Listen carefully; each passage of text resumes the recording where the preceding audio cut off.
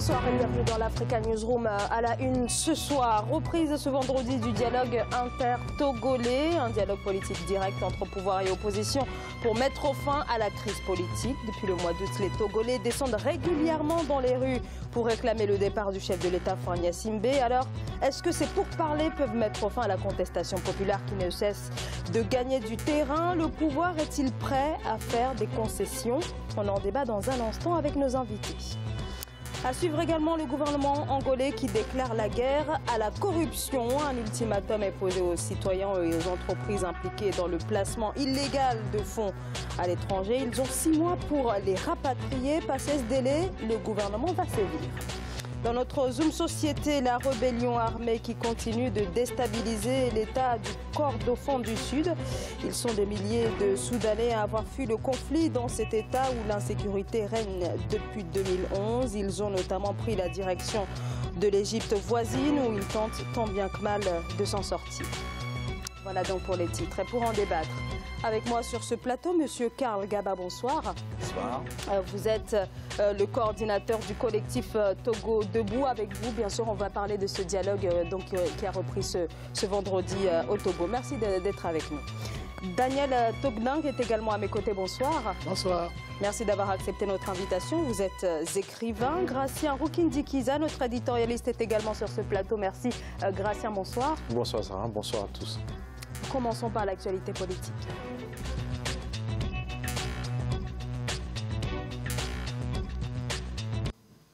Le dialogue a donc repris au Togo il y a quelques heures en début d'après-midi. Pouvoir et opposition sont autour de la table pour ces discussions de sortie de crise. Les deux parties évaluent les premières mesures d'apaisement avant peut-être de rentrer dans le vif du sujet, mais rien n'est moins sûr pour ces questions de fond comme le retour à la version originelle de la Constitution de 1992. On prend tout de suite la direction de Lomé où notre correspondante est sur place et elle fait le point sur ce dialogue qui a donc repris il y a quelques heures. Le dialogue a repris en présence du président ghanéen Nana Akufo-Addo. Des discussions en off avec l'opposition font état de ce que du côté de la coalition, ils vont exiger essentiellement 3 points. Le premier point est relatif à la levée des poursuites dans l'affaire des incendies des marchés de Lomé et de Kara contre ceux qui sont mis en cause. Alors, le deuxième point, c'est la levée d'état de siège sur les villes de Mongo, Sokodé et Basilo, afin de permettre aux réfugiés de rentrer chez eux, parce qu'actuellement, beaucoup de Togolais vivent hors du pays. Alors, le troisième point, c'est la libération de tous les détenus politiques. À ce jour, il manque encore certains détenus politiques à l'appel par rapport à cette libération-là. Donc, notre correspondante Emefa Kofi à Lomé.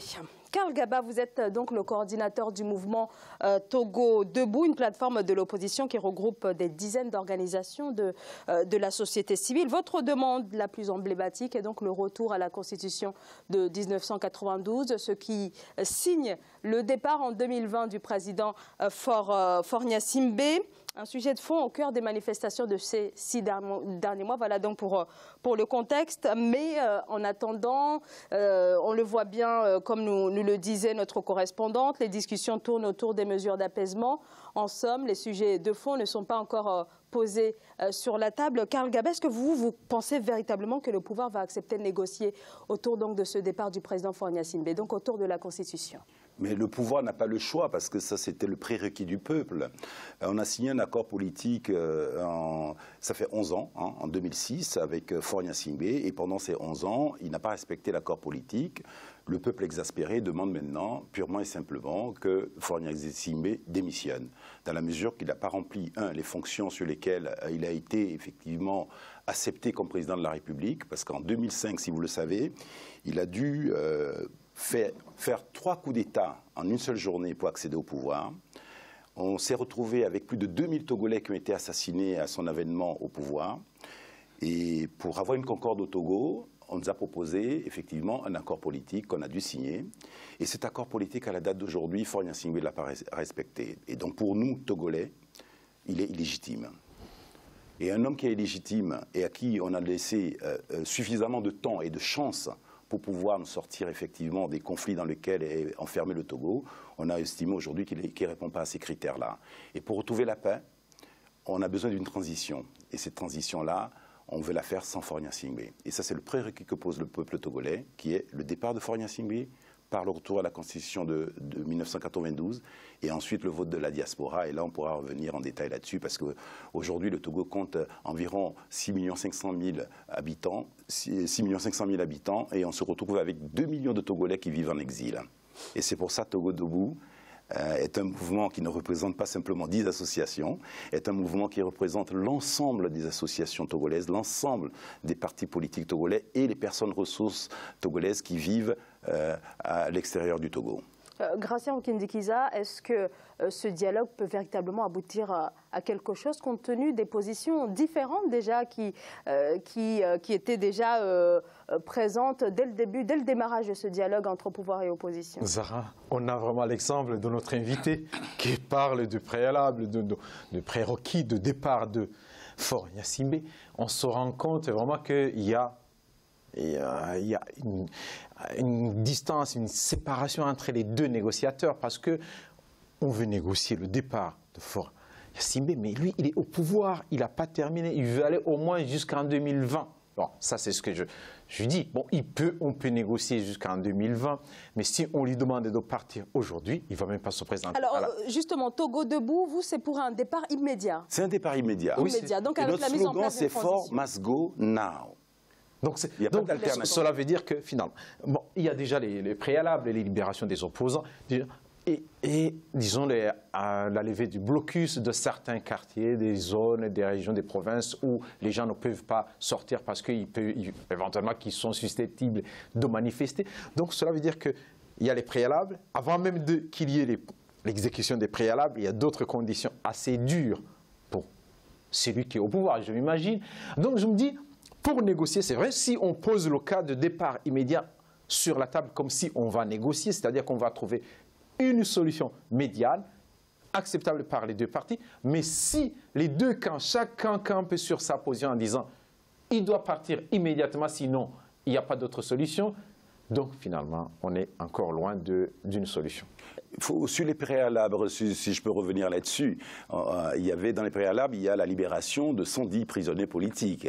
Et depuis hier, on n'en compte que 41. Il y a certains donc il y a certains prisonniers politiques, et tout particulièrement les jeunes du mouvement Nubweke, qui ont été arrêtés chez eux, sans aucune raison, et dont on ne sait pas du tout quel est le sort et dans quelles conditions ils sont à la date d'aujourd'hui. Et donc les préalables ne sont pas encore remplis par le pouvoir. Mais il y a aussi un dossier qui pose des problèmes, notamment ceux qui sont accusés d'avoir brûlé le marché, qui sont considérés comme des opposants étant libérables, et le pouvoir qui pose les conditions. Ils ont été libérés, ceux-là ont été libérés, effectivement. Oui. Ceux-là ont été libérés, mais il y a Sokodé qui est vraiment la ville phare où a démarré le mouvement et les manifestations du Togo depuis le 19 août. Sokodé a été mis sous état de siège. Effectivement, il y a beaucoup d'habitants de Sokodé, de militants de Sokodé, particulièrement les militants du PNP qui sont poursuivis, massacrés, arrêtés. Et là, ça nous pose un problème. Il faut lever le blocus également sur toutes les villes intérieures du Togo, qui sont des nouveaux foyers de la révolution, qui se sont levés et que le pouvoir effectivement est en train de mater actuellement avec la force armée togolaise. Et puis, l'opposition togolaise, la coalition des 14, ont accepté un prérequis, c'est d'arrêter les manifestations. Mais en contrepartie, ils n'ont pas exigé le retour dans les casernes de l'armée, par exemple. Donc nous, Togo Debout, dans la diaspora, nous ne cessons pas de manifester. Et demain, samedi, le 24 février, Trocadéro, à 15 h, nous invitons tous les Togolais, les panafricanistes, les amis du Togo à venir nous soutenir. Car le cas du Togo est un cas assez spécifique. Ça fait 51 ans que nous vivons la dictature des Gnassingbé. Nous avons signé 27 accords politiques sous l'égide des Nations Unies, de l'Union européenne, de la CEDEAO, de la France. Ces accords n'ont jamais été respectés par le pouvoir en place. Donc les négociations, c'est très bien. On va les signer peut-être, mais comment applique-t-on les négociations? Est-ce que ces accords qui vont sortir de ces négociations-là, est-ce que ça s'applique à Faure Gnassingbé? Est-ce que Faure Gnassingbé est intéressé par ces négociations? C'est lui qui les a demandées. Nous, on était dans la rue. ont manifesté pour demander son départ. C'est lui qui a exigé. Vous étiez dans la rue juste pour demander les négociations. Vous n'étiez pas dans la rue pour le faire tomber. Vous n'aviez aucune force pour le faire tomber. Ah non, on avait la force du peuple. La force du peuple, mais qui n'a pas, disons, qui n'a pas encore, disons, changé le rapport de force au niveau du pays. Il a changé le rapport de force parce que nous avons fait annuler la conférence de l'OIF au Togo. Nous avons fait partir les Israéliens du Togo. Ça, c'est une grande force. Et nous avons effectivement réussi à faire... à exiger du pouvoir qui demande des négociations. Ce n'est pas nous qui sommes demandeurs des négociations. Et puis, notre stratégie, ce n'est pas une stratégie de la violence. Ce pouvoir se nourrit du sang. Nous avons opté pour un combat pacifique, à main nue. Effectivement. Qui date de longtemps, de plusieurs années. Mais il durera le temps que ça durera. Et nous sommes Togo debout, nous irons jusqu'au bout de ce combat, mais sans violence. Effort must go. On va peut-être laisser la parole donc sur ce dialogue à Daniel Tognang. Oui, je pense que je suis inquiet. Que les Togolais se réunissent pour dialoguer, c'est très bien. Que le peuple, que le gouvernement reconnaît à l'autre partie des Togolais, que l'on appelle opposition, le droit de s'exprimer, c'est très bien aussi. Mais au Togo comme ailleurs, dans un certain nombre de pays, c'est toujours la même chose. C'est toujours le refus de l'alternance. C'est toujours le refus à l'autre partie de l'élite de s'exprimer, de dire ce qu'elle propose au pays. C'est toujours le refus, n'est-ce pas, de voir les gens manifester dans la rue. C'est ce déni de démocratie qui est inquiétant. Par ailleurs, dans le reportage, on dit bien qu'il y a des prisonniers politiques. Oui, on les libère, c'est très bien, une poignée, c'est parfait. Mais j'ai l'impression que ce sont des otages, un instrument pour négocier. Voilà, bon, comment voulez-vous qu'on libère les gens? Ce sont des otages. Alors que c'est une monnaie d'échange. Contre quoi? Contre la liberté de s'exprimer. Alors, donc, je ne crois pas, je m'inquiète pour ce dialogue-là, je ne sais pas ce qu'il en sortira. Karl Gaba, on a le sentiment que ce dialogue tourne et peut-être va tourner durant cette dizaine de jours autour de la libération des prisonniers et non sur votre principale revendication. Non, il va tourner sur la principale revendication, c'est que Faure Gnassingbé doit démissionner. C'est lui qui est le point bloquant au Togo. Tout à l'heure, vous parlez d'otages, mais c'est le peuple togolais qui est en otage depuis 1963, l'assassinat du premier président démocratiquement élu du Togo qui s'appelle Sylvanus Olympio. Et qui est l'assassin de Sylvanus Olympio? C'est le père de Faure Gnassingbé, un ancien militaire, revenu des guerres coloniales, là où il a assassiné nos frères d'Algérie, d'Indochine. Il revient au Togo et pour mission, parce que nous voulons battre notre propre monnaie, il a eu pour mission d'assassiner le premier président du Togo. Et depuis 51 ans, on vit de père en fils le même régime. On nous a vendu Faure comme étant moderne, il n'est pas comme son père. Mais qu'est-ce qu'on vit depuis 2005 ? L'assassinat de Agbobli Achouchi, un chef de parti politique. L'assassinat de petits jeunes élèves. C'est là qui... 11 ans d'accords politiques qui n'ont pas été respectés. Il a même signé un accord politique avec notre opposant historique qui s'appelle Gilchrist Olympio. Mais l'accord, il n'a jamais respecté l'accord. Gratia Okindikiza. Alors, il y a un vrai problème au niveau de ces discussions, de ces négociations. Je pense que vraiment... Moi, je dirais même qu'il faudrait que les Togolais négocient en dehors même du Togo. En dehors du Togo, dans un autre pays, parce qu'il faut que les gens, les esprits, sortent du pays. Parce que s'ils se retrouvent sur une autre terre, vous verrez bien dans les négociations dans le monde entier, les bonnes négociations, les bonnes résolutions sortent d'un pays étranger et rarement dans le pays. Parce que dans le pays, tout le monde est sécurisé par un des négociateurs. Le système d'écoute se trouve dans les mains d'un des négociateurs et ça pose un vrai problème. Par contre, s'ils allaient négocier à Accra ou dans un autre pays, donc il pourrait y avoir beaucoup plus d'avancées et c'est lui, le médiateur, aurait beaucoup plus de pression sur les deux parties pour qu'il y ait vraiment une certaine avancée. Karl Gaba, vous partagez ce positionnement? Effectivement, moi j'aurais vu la négociation dans le cadre de l'ONU. Ça fait des années que les Togolais demandent à l'ONU... Les sons africains. Voilà, mais... Bon, Faure Gnassingbé est président de la CEDEAO, son beau-frère était... vous voyez, vous comprenez très bien que ces instances-là... Et puis la CEDEAO a déjà trahi le peuple togolais aux dernières élections. Ils ont reconnu des élections qui étaient frauduleuses dans lesquelles a été élu Faure Gnassingbé. Tout à l'heure, je voulais en revenir. Nous sommes pris en otage parce que il y a Faure Gnassingbé, mais derrière Faure Gnassingbé, il y a tout un système dictatorial, militaro-ethnique qui est là. Et c'est les militaires, mais ces militaires-là, ils ne sont pas partie prenante de cette négociation-là, à ce que je sache.